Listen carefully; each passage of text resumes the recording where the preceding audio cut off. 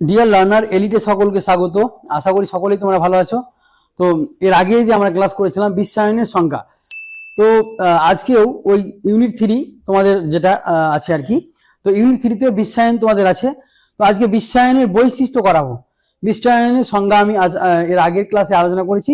তো আজকে বিশ্বায়নের বৈশিষ্ট্য বা বিশ্বায়নের যে চিত্রটা কেমন, বিশ্বায়নের ক্যারেক্টারিস্টিকটা কেমন, সেটা কিন্তু আলোচনা করব।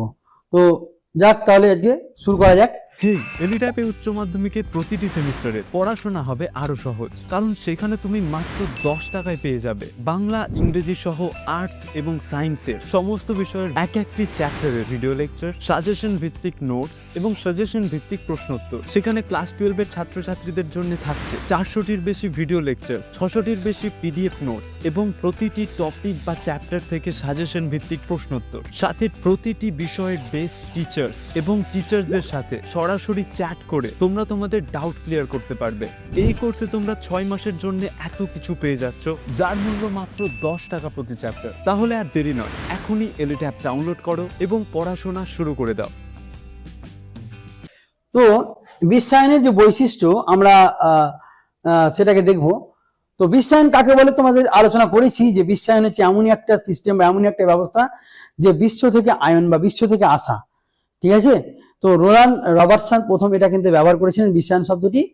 হ্যাঁ, এবং এই বিশ্বায়নটা মূলত 1970-এর দশকে, আধুনিকভাবে 1970-এর দশকে কিন্তু এটা 1970-এর দশকে আধুনিক অর্থে ব্যবস্থায় প্রচার ঘটে। বিশ্বায়ন কিন্তু অনেক আগে থেকেই ছিল, হাজার হাজার বছর আগেও বাণিজ্য ব্যবসা সবই করতো, কিন্তু সেই অর্থে বিশ্বায়নটা কিন্তু আন্তর্জাতিক স্তরে কিন্তু সেভাবে কিন্তু প্রচারিত হয়নি। আন্তর্জাতিক স্তরে প্রচারিত হচ্ছে 1970-এর দশকে, এবং 1990-এর দশকের পর সেটা আরো বৃদ্ধি করছে। কারণ 1990-এর দশকের পর বিশ্বের যে ঠান্ডা যে লড়াই বা ঠান্ডা লড়াই যে চলছিল, কোল্ড ওয়ার, সেটা কিন্তু শেষ হয়ে যাচ্ছে। এই কোল্ড ওয়ার বা বিশ্ব যে ঠান্ডা যুদ্ধ শেষ হয়ে যাচ্ছে, যার ফলে বিশ্ব ব্যবস্থার একটা বাণিজ্যিক দিক থেকে ঝুঁকে পড়ছে। বিশ্ব ব্যবস্থা একটা যাতায়াত, আদান প্রদান বা রাষ্ট্রগুলোর মধ্যে একটা অর্থনৈতিক উন্নয়ন, এই সমস্ত বিষয়ের উপর করে মানে এই সমস্ত অর্থনৈতিক উন্নয়নের দিকে ঝুঁকে পড়ছে। তো যেখানে দেখা যাচ্ছে বিশ্বায়ন কি, আমি বললাম যে বিশ্বায়ন হলো এমন একটা প্রযুক্তি বিদ্যার যে আদান প্রদান, যোগাযোগ ব্যবস্থা, যেখানে এই যোগাযোগ ব্যবস্থার মধ্যে একটা আর্থিক উন্নয়ন হতে পারে, রাজনীতিক, সামাজিক, সাংস্কৃতিক, প্রযুক্তির ক্ষেত্রে পারস্পরিক নির্ভরশীলতা, একে অপরের প্রতি আর্থিক দিক থেকে নির্ভরশীলতা হয়ে যায়, একে অপরের রাষ্ট্রের প্রতি রাজনীতি, সংস্কৃতি, অর্থনীতি, এগুলোর উপর একটা নির্ভরশীল হয়ে যায়, একটা ডিপেন্ডেবল হয়ে যায়। রাষ্ট্রগুলো একে অপরের উপর ডিপেন্ড হয়ে যায় সমস্ত দিক থেকে। কোথা দিক থেকে? অর্থনীতি, রাজনীতি, সমাজ, সংস্কৃতি, প্রযুক্তির ক্ষেত্রে একটা পারস্পরিক নির্ভরশীলতা তৈরি হয় এবং যোগাযোগ বৃদ্ধি পায়। রাষ্ট্রগুলোর মধ্যে একটা কমিউনিকেশন, যোগাযোগ ব্যবস্থার আদান প্রদান, এগুলো কিন্তু ব্যাপক হারে বৃদ্ধি পেয়ে যায়। হ্যাঁ, এটাই হচ্ছে বিশ্বায়ন। এবং বিশ্বায়ন কি করে? বিশ্বকে একটা অভিন্ন গ্রামে পরিণত করার প্রক্রিয়া। বিশ্ব একটা গ্রাম, বিশ্ব একটাই, মানে পুরো বিশ্বটা যেন একটা গ্রামের মতো। যেমন কোনো আদান, মানে গ্রামে কোনো বাধা থাকে না, একটা গ্রামের মানুষ আরেকটা গ্রামে যায়, একটা গ্রামের থেকে আরেকটা গ্রামে ব্যবসা বাণিজ্য করতে আসে, কোনো বাধা থাকে না। সেরকম একটা নিবিড় আদান প্রদান, একটা গভীর আদান প্রদান, গভীর নির্ভরশীলতা, গভীর যোগাযোগ ব্যবস্থা এবং নিবিড় যোগাযোগ ব্যবস্থা। সেখানে আর্থিক দিক থেকে, প্রযুক্তি দিক থেকে, সাংস্কৃতিক দিক থেকে, রাজনৈতিক দিক থেকে, সমস্ত দিক থেকে একটা নির্ভরশীলতার বৃদ্ধি ঘটে।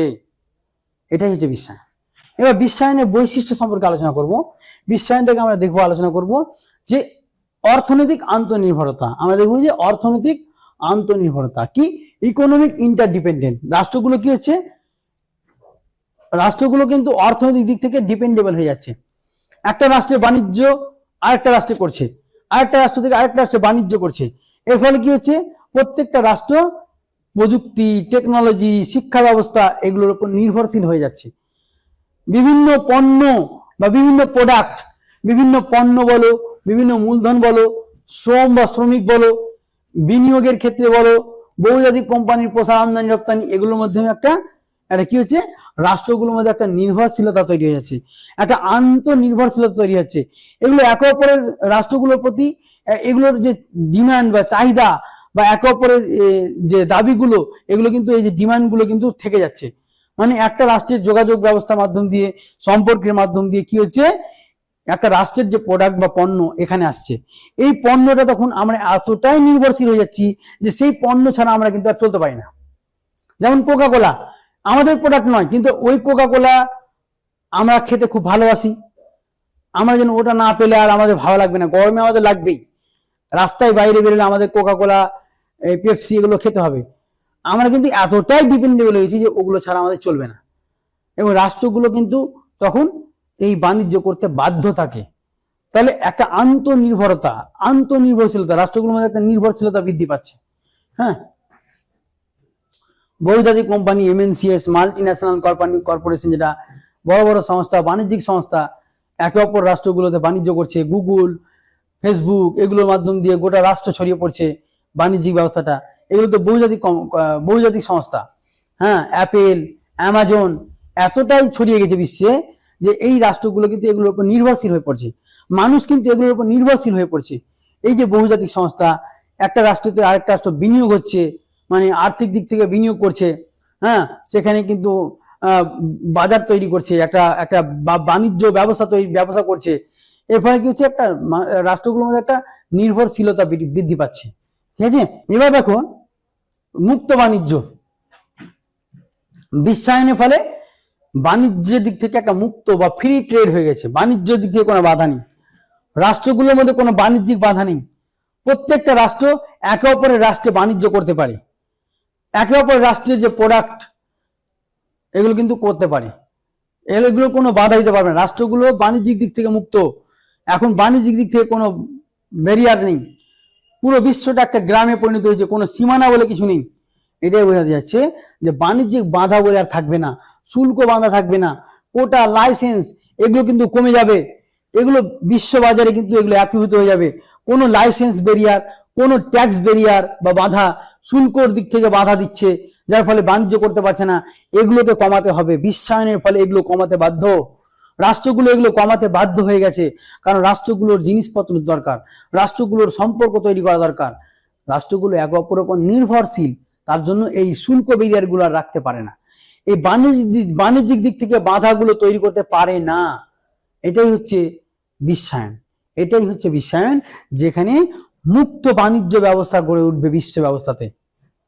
নেক্সট যেটা হচ্ছে প্রযুক্তির দ্রুত বিস্তার। এতটাই বিস্তার হয়েছে টেকনোলজি, একটা রাষ্ট্রের টেকনোলজি আরেকটা রাষ্ট্রে আসছে, একটা রাষ্ট্রের প্রযুক্তিবিদ্যা গোটা বিশ্বে ছড়িয়ে যাচ্ছে। এই যে বিশ্বায়ন প্রযুক্তিবিদ্যার আদান প্রদান ঘটিয়েছে, বিশ্বায়ন প্রযুক্তিবিদ্যার বিপ্লব ঘটিয়েছে, বিশ্বায়ন প্রযুক্তিবিদ্যার ঝড় এনেছে, বিশ্বায়ন প্রযুক্তিবিদ্যার বন্যা বইয়ে দিয়েছে। একটা রাষ্ট্রের প্রযুক্তিবিদ্যা একটা রাষ্ট্রেই থাকছে না, গোটা বিশ্বে ছড়িয়ে পড়ছে। এটাই হচ্ছে প্রযুক্তিবিদ্যার বিস্তার, এটাই হচ্ছে টেকনোলজির সম্প্রসারণ বা টেকনোলজির এক্সপ্যানশন। এবার দেখো সাংস্কৃতিক বিনিময় বা কালচারাল এক্সচেঞ্জ। আমরা দেখবো যে বিশ্বায়নের ফলে আমরা একটা রাষ্ট্রের কালচার, অন্য একটা রাষ্ট্রের কালচার আমরা কিন্তু নিচ্ছি। আমরা কি করছি, অন্য একটা রাষ্ট্রের প্রোডাক্ট মানে পোশাক, অন্য একটা রাষ্ট্রের শিক্ষা, সংস্কৃতি এগুলো গ্রহণ করছি। যেমন জিন্স প্যান্ট আমাদের তো কালচার নয়, আমাদের তো এগুলো নয়, এগুলো বাইরের রাষ্ট্রের, ইউরোপের রাষ্ট্রগুলো সংস্কৃতি। জিন্স প্যান্ট পরা বা বা আমরা দেখবো যে বিভিন্ন যে আধুনিক খাবার, পিৎজা বলো বা আরো যাবতীয় খাবারগুলো, হ্যাঁ, এই যে এগুলো খাওয়া দাওয়া, এগুলো যে খাদ্যাভাস, হ্যাঁ, এই যে খাদ্যাভাস, আমরা বিভিন্ন চিকেন রোল, পিৎজা, তারপরে যে মাটন বিরিয়ানি, এই যেগুলো খাচ্ছি না, এই যে এগুলো কালচার, খাদ্যাভাস কালচার। আমাদের পোশাক আশাক, আমাদের চিন্তা ভাবনা, আমাদের শিক্ষা ব্যবস্থা, এগুলো কিন্তু একটা রাষ্ট্রের থেকে আমরা আরেকটা রাষ্ট্রতে মানে পুরো বিশ্বে ছড়িয়ে যাচ্ছে। পুরো বিশ্বে এই কালচার ছড়িয়ে যাচ্ছে, আমরা সেই কালচার নিয়ে নিচ্ছি, যার ফলে আমাদের কালচার নষ্ট হয়ে যাচ্ছে। আমাদের তো ধুতি, পাঞ্জাবি এগুলো আমাদের কালচার, শাড়ি এগুলো আমাদের পোশাক। আমরা জিন্স প্যান্ট পরি, আমরা ছোট ছোট জামা পরি, আমরা ছেঁড়া প্যান্ট পরি। এই যে কালচারগুলো, এই কালচারগুলো হচ্ছে ইউরোপীয় কালচার। এই কালচারগুলো আমরা কিন্তু নিয়ে নিচ্ছি, আমরা এই কালচারে অভ্যস্ত হয়ে যাচ্ছি। তাহলে এই যে ব্যাপারটা, এটা কিভাবে এলো, বিশ্বায়নের ফলে এলো। বিশ্বায়ন হয়েছিল বলেই, বিশ্বায়নের জালে রাষ্ট্রগুলো জড়িয়ে গেছে বলেই একটা রাষ্ট্রের কোনো কিছুই একটা রাষ্ট্রের মধ্যে সীমাবদ্ধ না থেকে পুরো বিশ্বে ছড়িয়ে যাচ্ছে। বুঝতে পারলে তো? তাহলে এই হচ্ছে গল্প। বহুজাতিক কোম্পানি, তাহলে এই যে বহুজাতিক কোম্পানি, গুগল বলো, অ্যামাজন বলো, টয়োটা বলো, নেসলে বলো, এই যে ব্যাপারগুলো দেখতে পাচ্ছ, এই যে নেসলে, এই যে নেসলে বাচ্চাদের খাবার, আমাদের প্রোডাক্ট নয়, আমাদের কালচার নয়, অন্য রাষ্ট্রের কালচার, এটা গোটা বিশ্বে ছড়িয়ে যাচ্ছে। এই যে অ্যামাজন, এই যে গুগল, এই যে আবার ফেসবুক বলতে পারি, এগুলো কিন্তু আমাদের সংস্কৃতি নয়, আমাদের প্রযুক্তি নয়, আমাদের বহুজাতিক সংস্থা নয়, আমাদের কোম্পানি নয়, এগুলো বাইরের কোম্পানি। কিন্তু আমরা ফেসবুক চালাই, আমরা গুগলে সার্চ করে অনেক কিছু করি, পাই তথ্য, আমরা আমাজনের মাধ্যমে অর্ডার করছি, আমাজনের মাধ্যম দিয়ে সমস্ত কিছু করছি। হ্যাঁ, এই যে ব্যাপারগুলো, এগুলো কিন্তু আমরা হাতের নাগালে পেয়ে যাচ্ছি। কেন পেলাম? বিশ্বায়নের ফলে। বিশ্বায়নের ফলে একটা রাষ্ট্রের প্রযুক্তি আরেকটা রাষ্ট্রে ছড়িয়ে চলে এসছে, একটা রাষ্ট্রের কোম্পানি আরেকটা রাষ্ট্রে চলে এসছে, যার ফলে আমরা কিন্তু সহজেই পেয়ে যাচ্ছি। এটাই হচ্ছে বিশ্বায়ন। এবার নেক্সট, আন্তর্জাতিক প্রতিষ্ঠানগুলির ভূমিকা বৃদ্ধি পেয়েছে বিশ্বায়নের ফলে। বিশ্ব ব্যাংকের ভূমিকা বৃদ্ধি পেয়েছে, IMF, WTO, UN ইত্যাদি যে প্রতিষ্ঠান আছে, আন্তর্জাতিক রাজনীতিতে প্রভাব বিস্তার করেছে। রাষ্ট্রগুলোকে, গরিব রাষ্ট্রগুলোকে রাস্তাঘাট নির্মাণ, ব্রিজ নির্মাণ, জনসংখ্যার উন্নয়ন, জনগণের উন্নয়নের জন্য, শিক্ষা ব্যবস্থার উন্নয়নের জন্য এরা লোন দেয়। বিশ্ব ব্যাংক, IMF লোন দেয়। WTO, ওয়ার্ল্ড ট্রেড অর্গানাইজেশনের মাধ্যম দিয়ে বাণিজ্য ব্যবস্থা হয়, বাণিজ্যের নিয়ম কানুন, বাণিজ্য করার প্রসেস এই বিশ্বব্যাপী এই সংস্থাগুলো করে। কিভাবে করলো? বিশ্বায়নের ফলে। বিশ্বায়নের ফলে এগুলো নিবিড় যোগাযোগ তৈরি হয়েছে।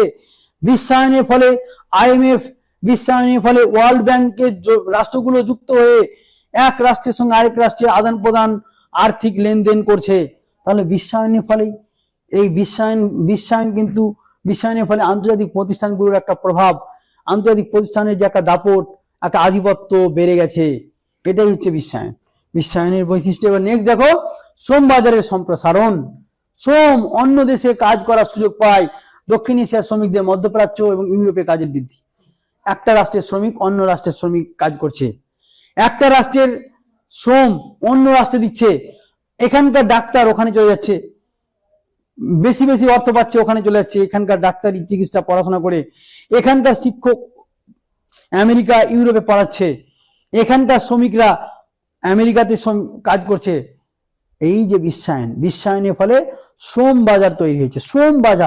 শ্রম বাজারের বৃদ্ধি পেয়েছে, লেবারের বৃদ্ধি পেয়েছে, কর্মসংস্থানের বৃদ্ধি পেয়েছে।